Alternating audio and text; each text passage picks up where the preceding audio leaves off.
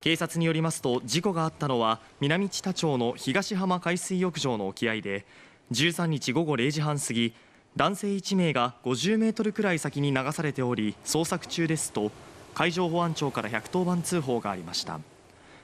溺れていたのはブラジル国籍の会社員ロベルト・角田さん51歳で、付近でサーフィンをしていた男性に救出され病院に搬送されましたが、およそ1時間半後に死亡が確認されました。